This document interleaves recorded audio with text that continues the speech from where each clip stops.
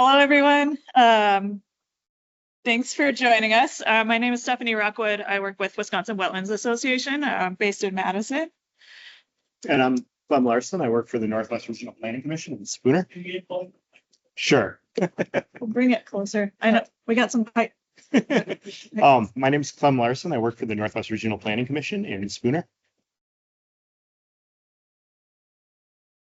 Very quick presentation overview. We're going to be talking about a project that our two organizations and a few others are collaborating on. So real quick, the who, what, why, when, where kind of overview. But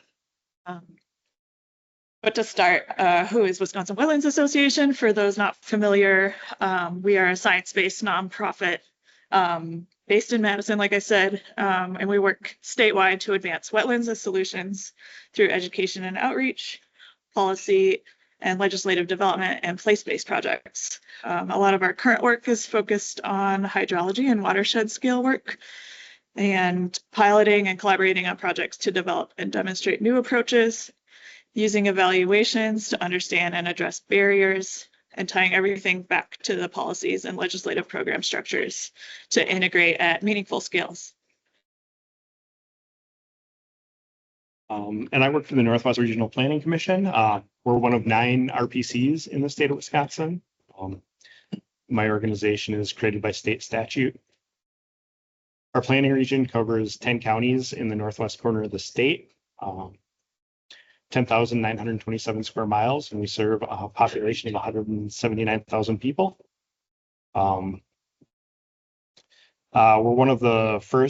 We're the first planning commission established in the state of Wisconsin and one of the oldest in the nation. We do community planning, economic development, that sort of thing. The organization has 4 sections, which is our environmental program, our housing program, our planning program, and our economic development program.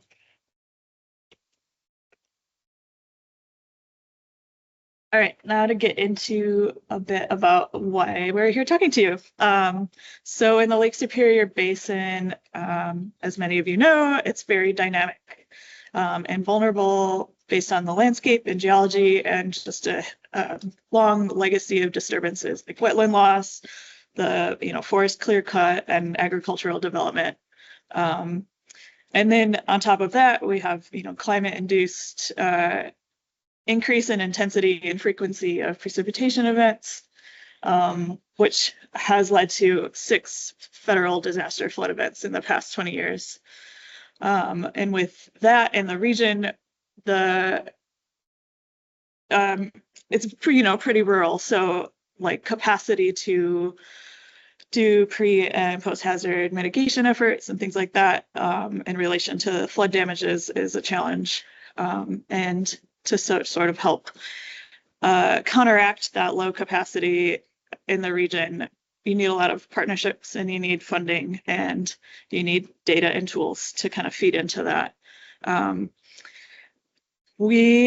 The RPC and Wisconsin Wetlands and a bunch of other partners in the region kind of address that in the Marengo River watershed, which is in Ashland and Bayfield County, and looked at sort of how can we build the data and increase capacity locally to help us understand kind of what's feeding into flood damages, especially related to road crossings like culverts, and sort of built this approach, this multi-phase effort that integrated the hydrology, geomorphology, infrastructure, and socioeconomics.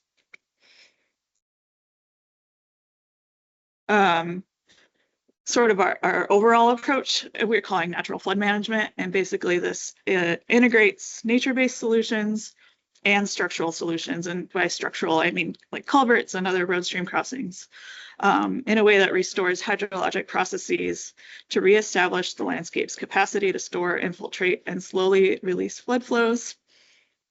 This NFM, or natural flood management, gives us a framing for prioritizing restoration opportunities. So our goals with that is to increase the use of nature-based solutions and do that in a combination with structural solutions. And Another goal of ours is to focus on headwaters and the sort of upstream of those vulnerable infrastructure areas. Headwaters with wetland storage can offer the first chance of slowing floodwaters. We are co-recipients, I guess, of a NOAA Climate Resilience Regional Challenge project. And our project title is Accelerating Natural Flood Management in the Lake Superior Basin. We have a resilience vision. So basically, you can read that as I read along, establishing a unified approach across the Lake Superior Basin to assess how the loss of headwater, wetland storage, and floodplain connectivity contributes to flood risks and damages, and to identify and implement high-impact nature-based opportunities to restore hydrology and increase climate resilience for rural, underserved, and tribal communities across the region. New data, tools, and technical capacity will help the communities prioritize a combination of nature-based and structural solutions that restore hydrologic processes and slow the flow of floodwaters to increase climate resilience.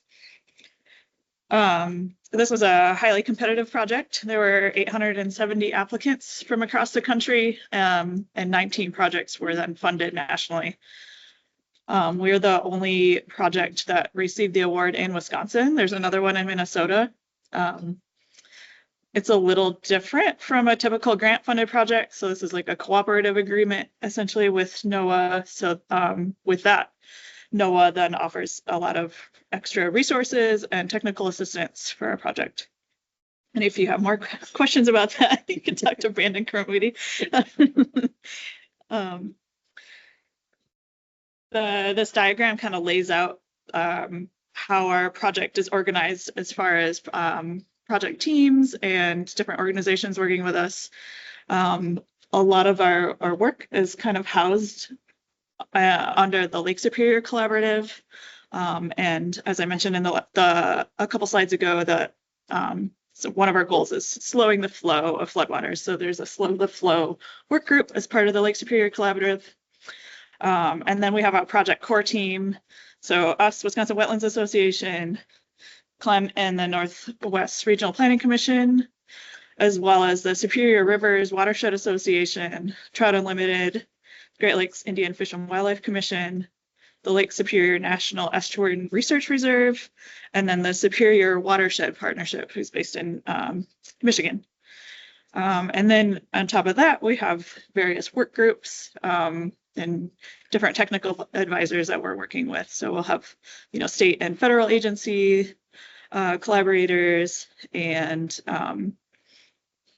some of the work groups will focus on this more socioeconomic side. We'll have different partners helping us with the sort of community engagement work. We have a work group more focused on the culvert inventory and infrastructure type things, and kind of have a group of core team and technical advisors working on the GIS side of things, and so on. Yeah, I think I covered it. We're working, like I said, it's a Lake Superior Basin, it's sort of a Wisconsin-centric, but we are working in 3 states, so also a little bit into Minnesota and a little bit into Michigan, with 4 priority watersheds. So from left to right, we have the Nemadji River watershed, the White River watershed, Fish Creek watershed, and Montreal River watershed. This project area also covers a lot of different jurisdictions. So, 6 counties, 5 cities, 1 village, 33 towns, and 2 tribes.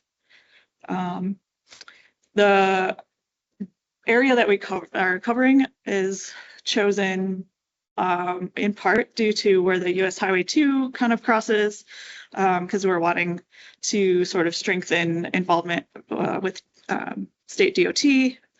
The Fish Creek, White River, and Nemadji are all in conversations at some levels for 9 key element planning. So those are important choices. Fish Creek and White River are close to the Marengo River watershed, which was at our pilot project area. And there's a lot of different already involved in that. And then the Nemadji and Montreal watersheds as I said, are, crossing state lines. So that was important for us to kind of expand that kind of coverage and collaboration. So how are we going about this? So we have 3 project goals. The first is expanding baseline data and screening tools to support assessment of vulnerabilities, risks, and adaptation actions across the Lake Superior Basin. Goal 2, complete assessments of flood risks, vulnerabilities, and natural flood management opportunities in priority watersheds. And 3, building enduring capacity for natural flood management project coordination and delivery. So then we're going to go into what that looks like in our first goal of expanding baseline data and tools. Clem's going to take over. Sure. So the first kind of data piece we're developing is looking at infrastructure vulnerability.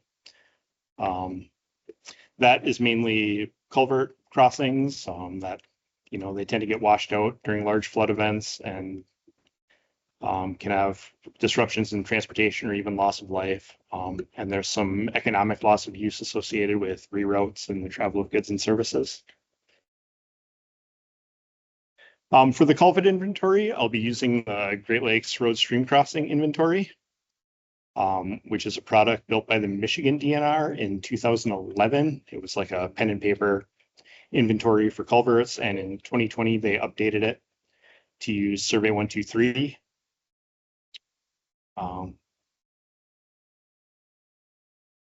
So it starts out, basically it was designed in Excel, and then it was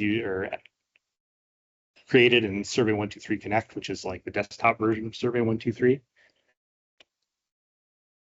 And I have to give a shout out to Mike Rubley at the Michigan DNR who designed it. It's one of the best examples of a Survey 123 form I've seen. It's really everything you need is there. So this is what it looks like when you enter the Survey 123 app. The first entry page has just some basic instructions, links to the user guide, things like that. And then after that, we kind of get into the meat of the Survey 123. The first page, video. Gotcha. There we go. The first page is just location information. That's where you take the GPS point, take a bearing of the stream, define the flow type for that stream at the culvert, give it a unique identifier, presence and absence of utilities at the site, and then observer information, the date, who's doing the observation, and there's all the fields that are associated with that part of it. Sorry, I'm short on time, so I'm going to skip through this kind of fast. The second page is crossing information itself. So that this page identifies the relationship of the crossing to the roadway that the culvert is serving. It looks at things like condition of the roadway, any diversion potential. If that culvert were to overflow, would it go back into that natural stream course or would it travel along the roadway? It looks at the alignment and the skew of the culvert, and then measurements for like road width and the length of the culvert. How much fill is that culvert under? And what's the embankment down to the culvert looking like? And is there any armoring associated? And you can see in the video, like each one of these fields where you enter data, like has example pictures and stuff. So you can, when you see something on the field, you can reference that as to what you're looking at.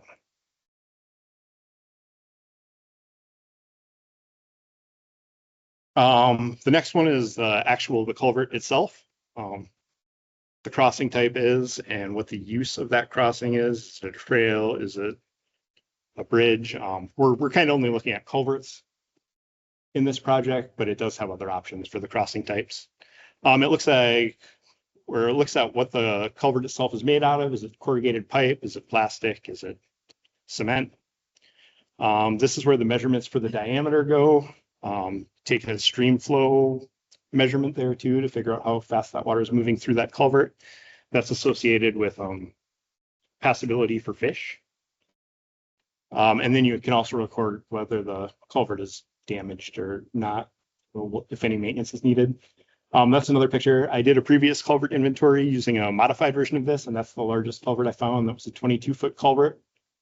on the Iron River on County Highway B in Bayfield County. So that was fun.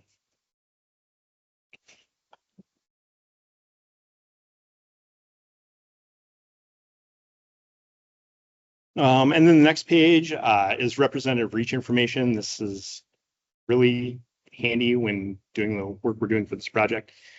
You move downstream from the culvert outside of its influences and take some measurements about the stream itself. You take a bankful width measurement, which is like the measurement where the stream starts to leave its banks in the event of a major storm. Something like that only occurs like maybe once a year. And then we also look at the downstream substrate, the depth, the wetted width, and take another velocity measurement at that point. And then you do a morphological assessment as the next step, which looks at whether the stream is degrading, aggrading, or in equilibrium. And this is where we also look at whether or not the stream itself is entrenched, which means it's forming a canyon.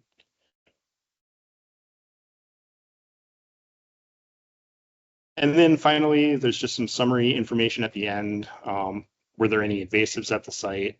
Any maintenance concerns? And then this is the viewer that the Michigan DNR has a hub site put together for. Once you get back out from the field, get on Wi-Fi, this gets uploaded to the DNR staging, the Michigan DNR staging, goes through a few quality control things, and then it gets added to their web map. They also developed a dashboard for the crossing inventory. This is an example of that. I have the records filtered to Bayfield County, and it also spits out like a one-page report for any of the crossings that were inventoried based on what data was recorded. Moving on, the second piece of data we're working on is a socioeconomic loss tool. This is based on traffic volume, the time a crossing's closed, and then freight volume versus passenger vehicle volume. And we did this for another culvert inventory that I worked on, and it was just really basic. There's our inputs, and that kind of gave us the delay cost.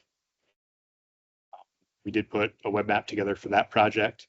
But with this NOAA project, as we mentioned, there are considerably more resources behind this. So they actually, NOAA assigned us a team of their economist people, and they're kind of working on with us on a model that's more localized, because in the previous model, we used some real general statistics about vehicle occupancy and freight volume, and we're thinking we can sharpen that a little bit using their knowledge. That's not actually the team, that's just some stock photo, but that's what I imagine they look like when they're working. The other thing that NOAA helped us out with was getting us we had originally budgeted money for a third-party contractor to develop a hydro and forest DEM for the project, but NOAA was able to offer technical assistance and have their federal contractor do it, which freed up some money for some other work for us to do. One of the other things we used that freed up money to do is some ditch detection. So this is looking at current or past agricultural lands and what the density of ditching is on those lands, because that increases the amount of water entering the system at a higher velocity. We put a little model together using some focal statistics and the geomorphon tool that was added to the spatial analyst extension. And we were able to kind of automate the detection of ditches. In the photo on the upper right there, you can see how ditched some of these ag fields are. It really pops out on the hillshade. And we've got a little model for that. We're going to try and do that in all the priority watersheds. And then we can move into hydrologic characterization. Yeah. One of the other sort of baseline data sets that we plan to pull together. So, I've mentioned the Marengo River watershed. So these two maps that's the Marengo River watershed boundary. So because we've already kind of done a lot of this work, I'll have these maps kind of as an example of what it'll look like in our new watersheds. But basically, one of the things that we did in the Marengo and plan to do is use height above nearest drainage, or HAND, to understand sort of flat areas adjacent to streams. The flats are derived, basically it's showing flat areas within 1 meter elevation of the stream network. This helps us kind of understand where water might kind of spread out if there are, you know, high water flows and a flood. And it also kind of helps us understand maybe where there could be some wetland restoration potential. The other thing that we will be doing is building an extended stream network. So the blue lines on here are the NHG stream lines, and we extended the stream network using the digital elevation model in the Marengo, and that added like over 1,000 kilometers to the already 370 kilometers of streams, and basically that extends it into the headwater channels, and we're really interested in looking at the headwaters. So we want to make sure that our sort of input data layers include those streamlines. And so all those baseline data layers, in addition to things like National Wetland Inventory and Surgo soils and sort of other, you know, readily available national data sets, those are all going into a series of vulnerability assessments. So the culvert inventory will be the sort of first, so that Great Lakes Road Stream Crossing Inventory, all those data inputs that Clem just talked about, they help us, or they give us a score. So like a bunch of the metrics are added up internally, and there's this risk score associated with each of the culvert points. There's also an aquatic organism barrier score associated with those, and those are really important for us to understand sort of vulnerabilities at those road stream crossings. In addition, we in the Marengo and in the new watersheds we're interested in looking at repetitive loss culverts. So those are recorded with emergency management in a flood where those road stream crossings are being washed out at least 2 times.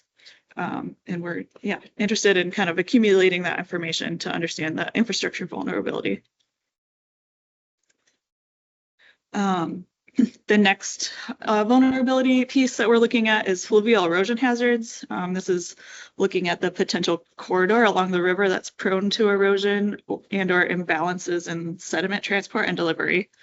Lots of different data inputs, and in addition to some field-based rapid geomorphic assessments that U.S. Geological Surveys has done over time. And those are going into these 4 vulnerability screens. So hydrologic alteration right now basically is just looking at where the density of ditches in relation to the stream network. Then we have headwater incision that looks at those headwater streams and where they're connected to those flat areas, but also with sort of a steep channel slope. So they're, you know, they can be pretty erosive with those 2 kind of landform landscape type things.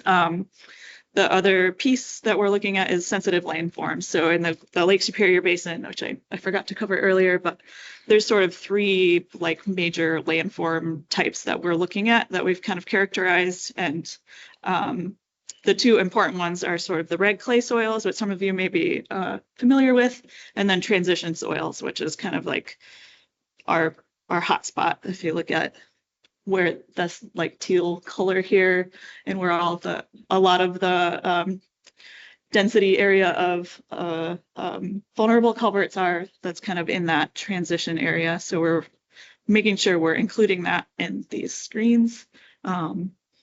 So yeah, headwater incision, and then landslide potential looks at all stream orders, high stream power, steep valley sides, and those sensitive landforms. And then deposition and channel change is looking at the higher up order streams, and stream power sensitive landforms and those flat areas again.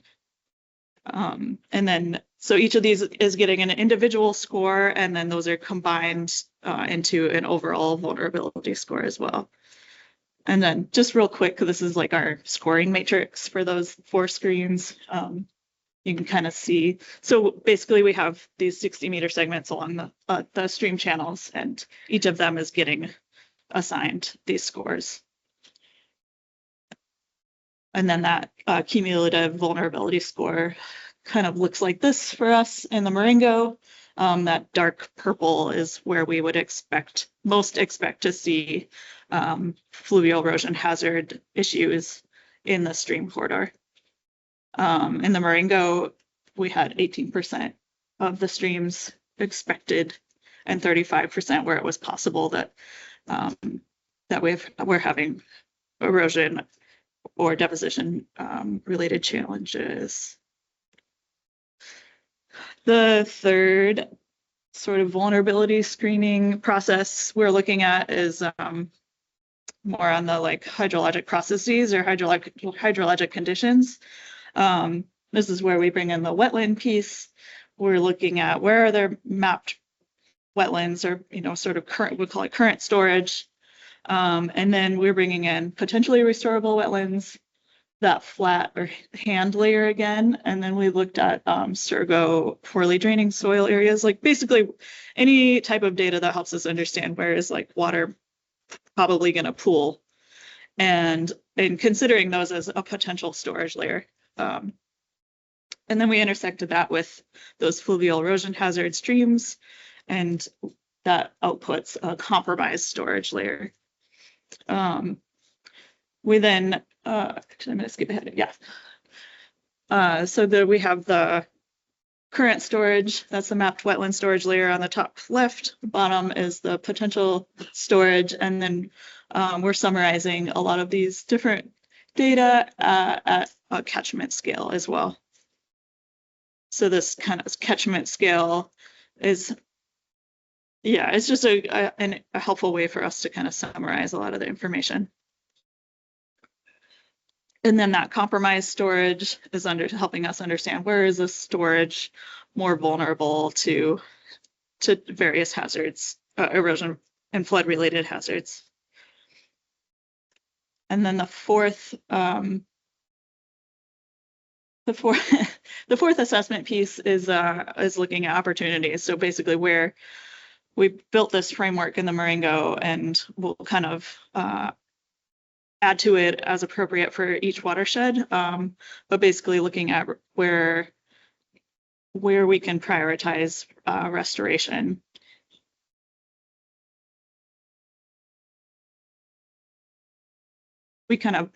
We had these 4 different indicators that we used in the Marengo. We would probably add to it, like I said, for the different watersheds, but looking at compromised storage, we're prioritizing headwaters. So where is a catchment headwater dominant?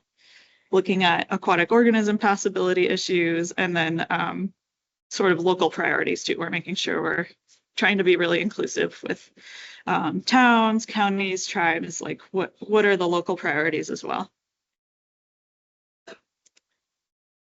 The third piece for the project is that building enduring capacity.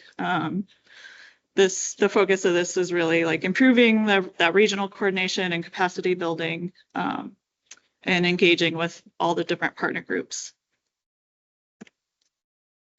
This slide is just kind of an overview of counties, towns, tribal nations that are all within the priority watershed boundaries for this project.